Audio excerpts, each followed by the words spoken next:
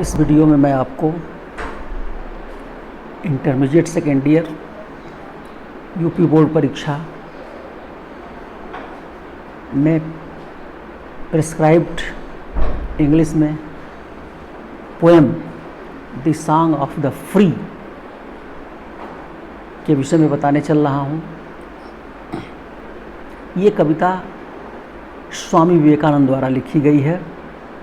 स्वामी विवेकानंद एक उपदेशक, कवि और एक महान संत थे और उनके द्वारा ये रचित कविता है।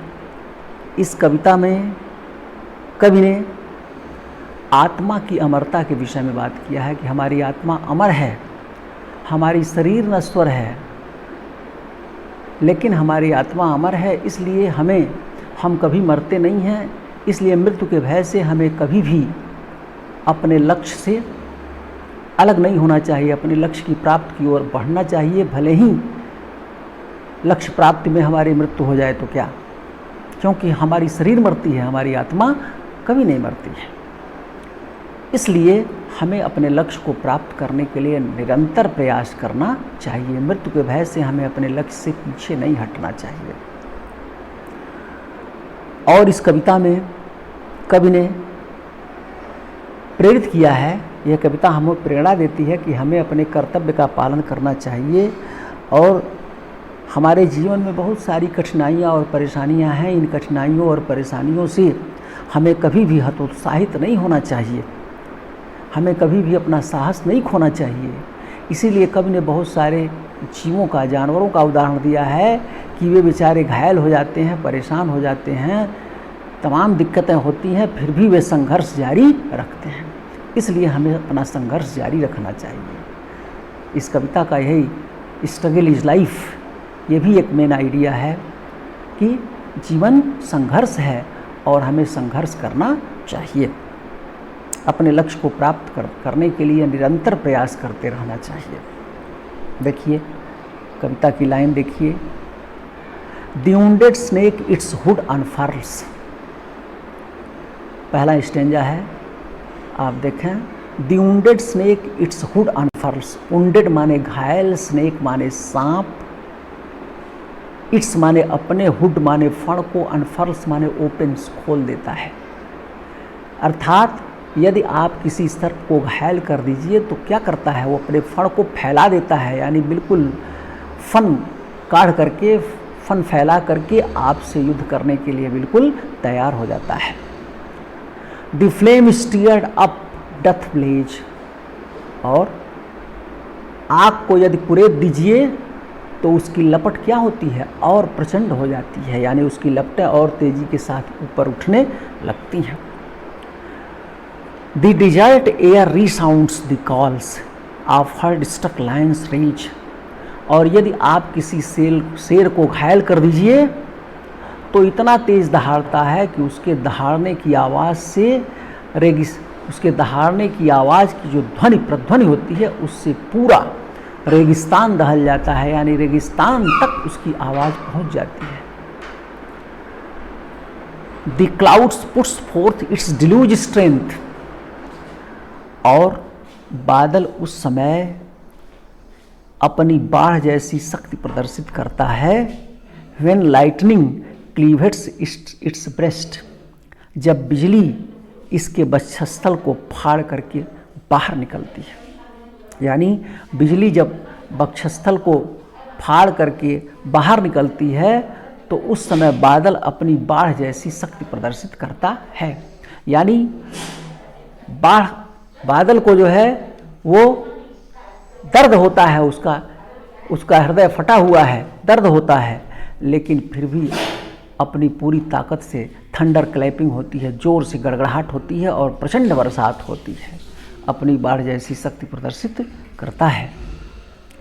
When the soul is steered to its inmost depth, great ones unfold their best, और जब किसी विद्वान व्यक्ति को, किसी अच्छे व्यक्ति को छेड़ दीजिए तो फिर अच्छे अच्छे विचार आने बाहर हो जाते हैं।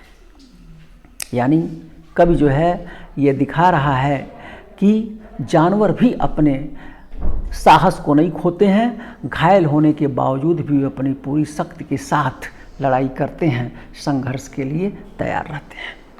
तो हम तो मानव हैं। अगर पशु में, जानवर में ये भावना है तो हम तो मनुष्य हैं। निर्जीव वस्तु बादल में इतनी भावना है कि घायल होने के बाद भी अपनी शक्ति को प्रदर्शित करता है, तो हम तो मनुष्य हैं। इसलिए हमें कभी भी अपने लक्ष्य को छोड़ना नहीं चाहिए और कभी भी हमें अपने साहस को खोना नहीं चाहिए। हमें निरंतर आगे बढ़ते रहना चाहिए, अपने लक्ष्य की ओर बढ़ते रहना चाहिए। नीचे दे रहा है, let eyes grow dim and heart grow faint. कभी कहता है कि आप अपने लक्ष्य को प्राप्त करने के लिए निरंतर आगे बढ़ें और इस लक्ष्य को प्राप्त करने में यदि आपके आँख की रोशनी धुंधली होती हो तो उसकी चिंता न करें, होने दें। एंड हार्ट ग्रो फेंट, आपका हृदय कमज़ोर होता हो तो उसे भी होने दीजिए। एंड फ्रेंडशिप फेल, आप अपने लक्ष्य को प्राप्त करने के लिए आगे बढ़ रहे हैं और इसमें अगर आपके मित्रगण भी आपका साथ छोड़ देते हैं, किसी भावना से प्रभावित होकर के आपसे अलग हो जाते हैं, तो उसकी भी आप चिंता मत कीजिए। एंड लव बिट्रे, और यदि आपको अपने प्रेम में धोखा मिलता है, यानी आपके मित्रगण साथी, आपका प्रेमी भी आपको धोखा देते हैं, छोड़ देते हैं, तो उनको भी जाने दीजिए, उसकी भी चिंता मत कीजिए। Let fate its 100 horror send, let fate, fate माने भाग्य, इट्स 100 हॉरर सेंट्स, और यदि भाग्य भी आपके सामने अनगिनत परेशानियां भेजे, and clotted darkness block the way, और आपके रास्ते को अवरुद्ध करे, तो उसे भी करने दीजिए, उसकी भी चिंता मत कीजिए। And nature wear on angry frown, और नेचर माने प्रकृति भी यदि आपसे भौहें टेढ़ी कर ले, फ्रॉन माने होता है भौहें टेढ़ी करना, प्रकृति भी आपसे नाराज होकर के भौहें टेढ़ी कर ले तो करने दीजिए। टू क्रश यू आउट, और इतना ही नहीं, भौहें टेढ़ी करने के बाद आपको कुचलना चाहे तब भी आप उसकी चिंता मत कीजिए, आगे बढ़ते रहिए, क्योंकि still know my soul, know माने जानना, माई सोल माने मेरे आत्मा। ऐ मेरे आत्मा, एक बात याद रखो, यू आर डिवाइन, तुम दैवी हो। मार्च ऑन एंड ऑन, इसलिए केवल आगे बढ़ो, आगे बढ़ते रहो, ना राइट ना लेफ्ट, न दाएं मुड़ो न बाएं मुड़ो, बट टू द गोल, केवल अपने लक्ष्य की ओर बढ़ो, केवल लक्ष्य की ओर बढ़ो। ना राइट ना लेफ्ट, न दाएं मुड़ो न बाएं मुड़ो, बट टू द गोल, गोल माने लक्ष्य, केवल अपने लक्ष्य की ओर आगे बढ़ो। यानी कवि ने आत्मा की अमरता की बात किया है कि हमारी आत्मा जो है वो परमात्मा का एक हिस्सा है, एक रूप है, और जिस तरह परमात्मा कभी नष्ट नहीं होता है, जन्म और मृत्यु के भय से वो भी जो है अनश्वर है, उसी प्रकार हमारी आत्मा भी बिल्कुल अनश्वर है, ये कभी नहीं मरता है, ये जन्म और मृत्यु से परे है। जन्म और मृत्यु तो केवल इस शरीर का, इस भौतिक शरीर का होता है, लेकिन हमारे आत्मा का जन्म और मृत्यु नहीं होता है, क्योंकि वो तो अजर अमर है, वो तो केवल स्थान बदलता है, बाकी वो कभी मरता और जीता नहीं है, क्योंकि वो कभी मरता नहीं है इसलिए कभी जीता नहीं है, तो वो अजर अमर है। इसलिए हमें हमेशा अपने लक्ष्य को प्राप्त करते रहने का प्रयास करना चाहिए। ये कविता हमें इस बात की प्रेरणा देती है कि हम अनवरत अपने जीवन में अपने लक्ष्य को प्राप्त करने के लिए संघर्ष करें और हम जीवन की कठिनाइयों से परेशान न हों, जीवन की कठिनाइयों से ऊब करके परेशान हो करके हम अपने लक्ष्य से कभी भी न भटकें, अलग न हों। इसका इंग्लिश में मैं आपको बताने चल रहा हूँ, देखिए। Now in this poem the poet, the great saint poet Swami Vivekananda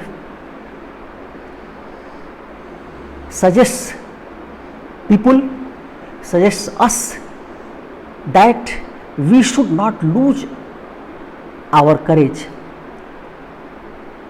even if we are surrounded by great difficulties of life. It is said that life is full of struggles. Life is full of so many difficulties, problems, sufferings, pains.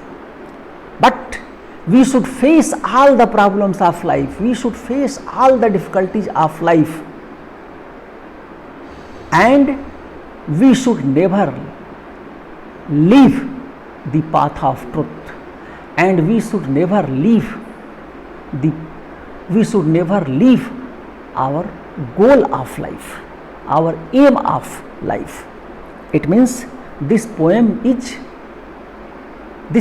inspires us to do our duties and works of life. We should not leave, we should not run away, leaving the difficulties and problems of life. The poet here gives the example of some animals, and he shows that even animals do not leave the path of struggle. They also struggle for their survival, for their existence. They are wounded, they are tortured, but even then they struggle for their existence. So, if animals can struggle, why not human? Why not men? In the first stanza, the poet says, the wounded snake its hood unfurls.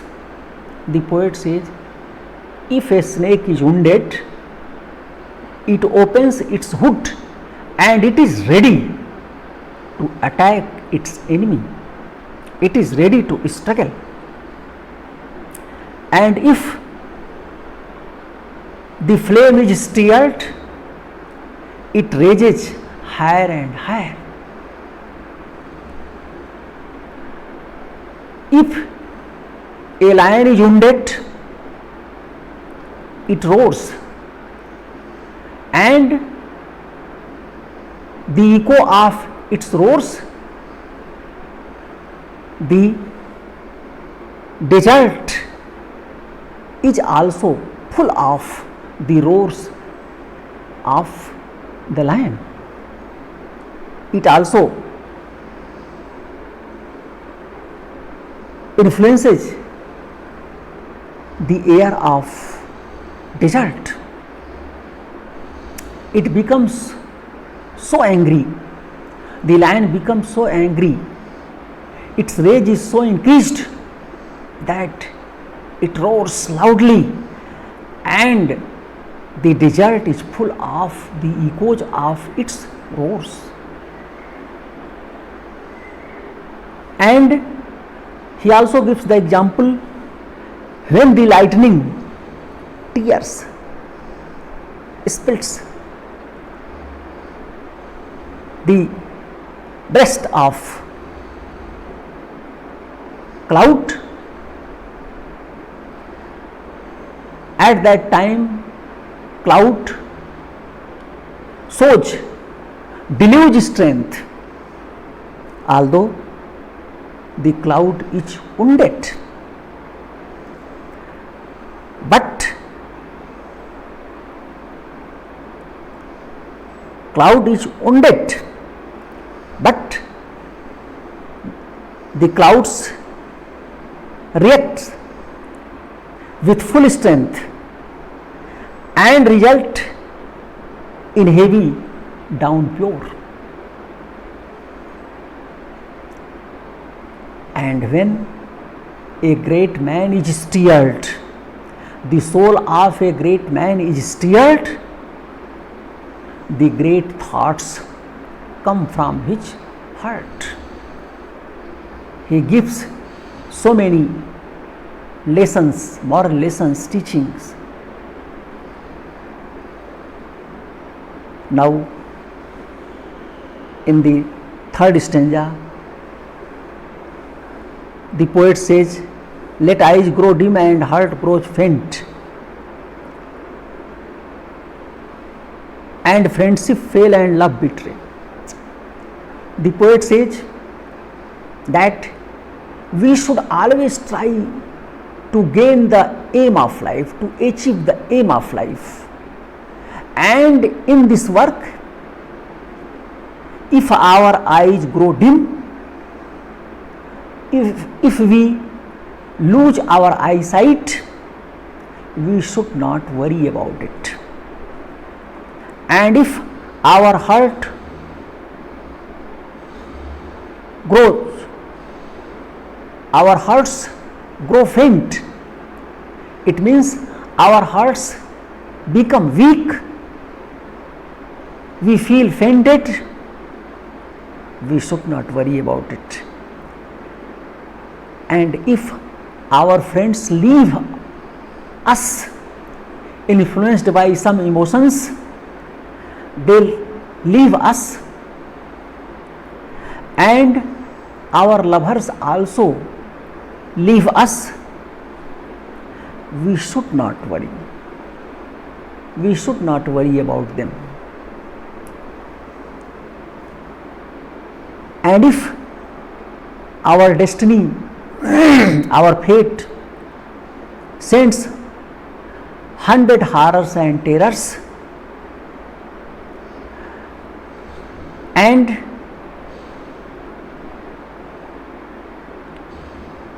wants to check our path, wants to disturb us, our fate sends so many horrors and terrors to disturb our journey, we should not leave, we should not break our journey of achieving the aim of our life. If nature is also against us,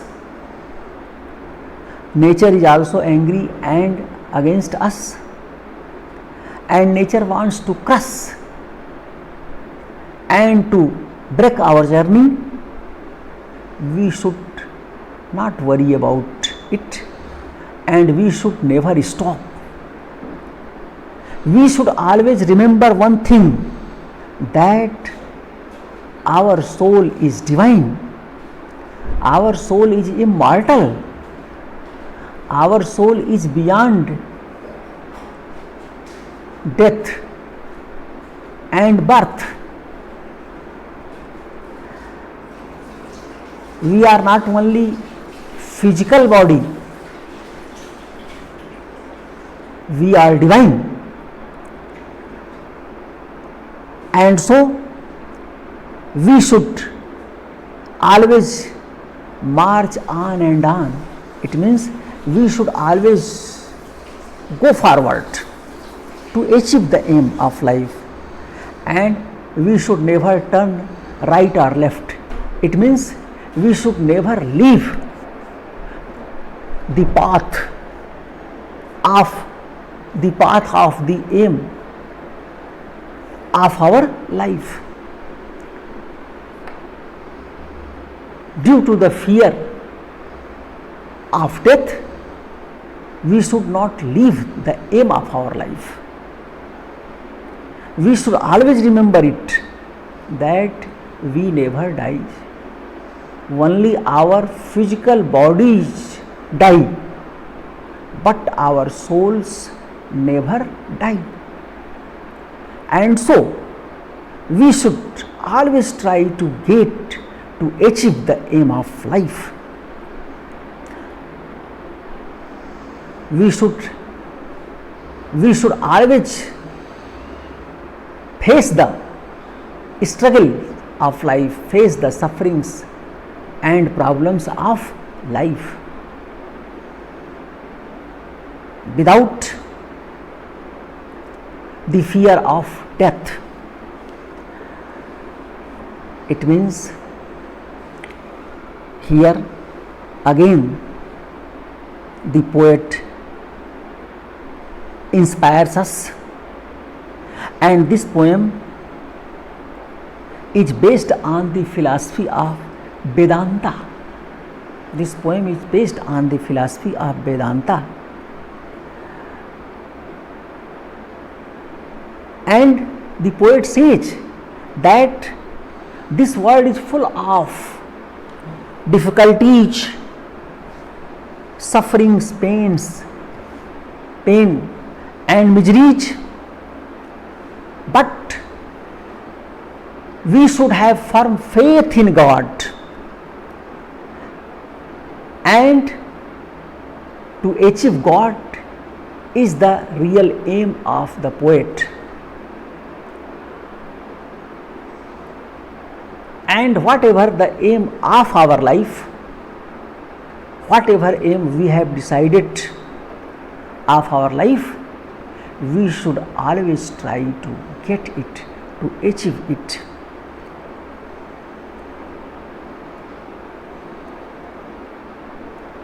So, I told you this poem. Now,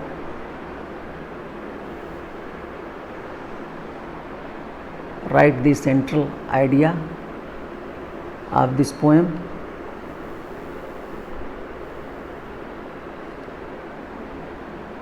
In this poem, the poet expresses his great faith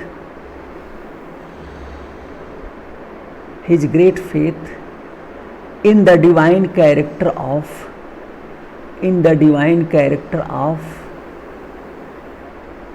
human soul, full stop. The world is full of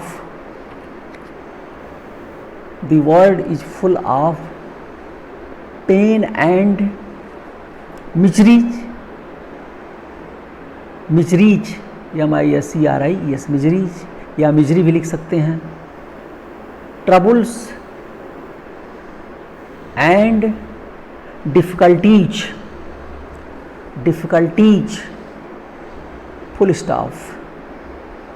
The saint poet says that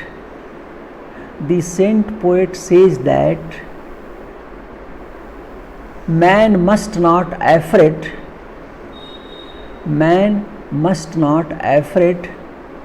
of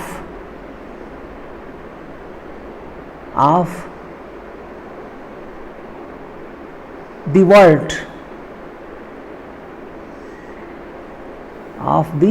world, full stop. He says that man must try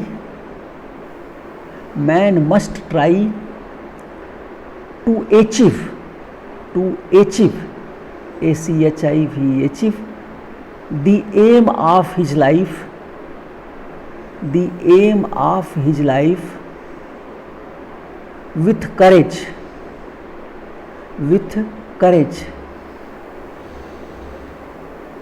He should know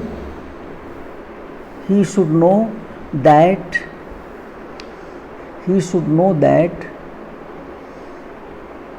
Godhood is the goal, GOAL, goal of human life,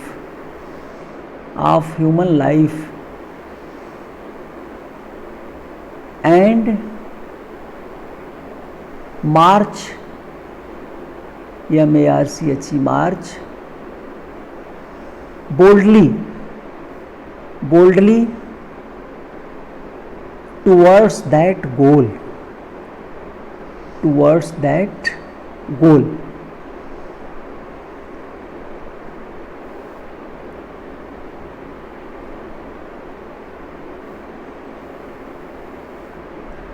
इस प्रकार आपका ये भी समाप्त हो गया central idea, और हमने इस कविता के बारे में आपको पूरा बता दिया. अब आप इसे कई बार पढ़ के समझिए. बहुत बहुत धन्यवाद.